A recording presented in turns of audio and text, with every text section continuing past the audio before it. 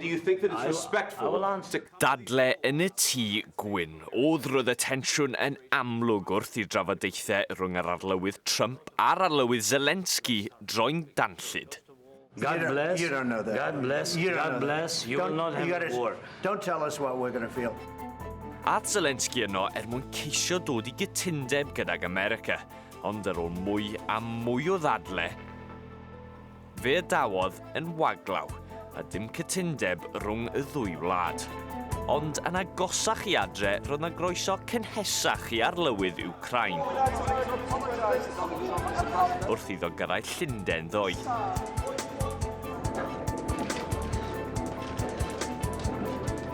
O gwrdd ar Brenin Charles i drafod gydag arweinwyr Ewrop, mae Prif Weinidog Prydain wedi datgelu cynllun newydd mwyn ceisio dod ar ryfel i ben. Ar ôl wythnos o ddrama a digon o ddadle, mae'r byd i gyd yn aros i weld be fydd yn digwydd nesaf.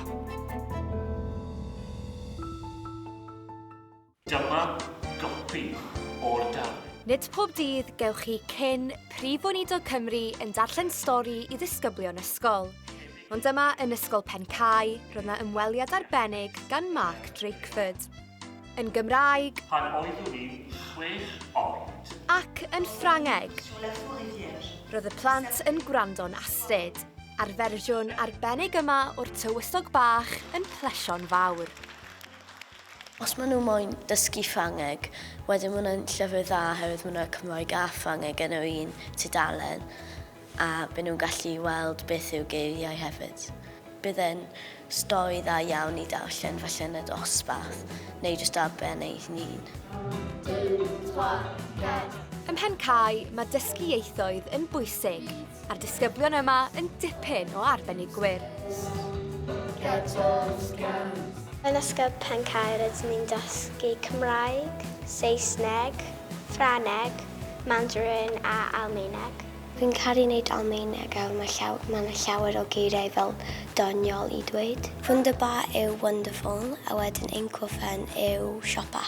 Mae'n bwysig iawn i ddysgu ieithoedd oherwydd yn y dyfodol, pam rydych yn trio allan am swyddi, mae nhw'n bendant yn mynd i ddewis y person sy'n siarad dwy iaith yn lle un iaith. Mae pob ysgol yng Nghymru wedi derbyn copi o'r llyfr yma, y tywysog bach. A chyfle felly i blant ar hyd a lled y wlad i ymarfer ei Ffrangeg. Mae'n rhoi cyfle i chi i weld y byd trwy llygaid bobl eraill. Pan chi'n defnyddio'r iaith maen nhw'n defnyddio, chi'n weld y byd mewn ffordd wahanol. Lorsque j'avais 6 ans, j'avais vu une fois... Y tywysog bach neu'r Le Petit Prince. Pa bynnag iaith y byddwch chi'n ei dewis, mae'r llyfr yma yn gyfle i ddatblygu sgiliau a dysgu iaith newydd.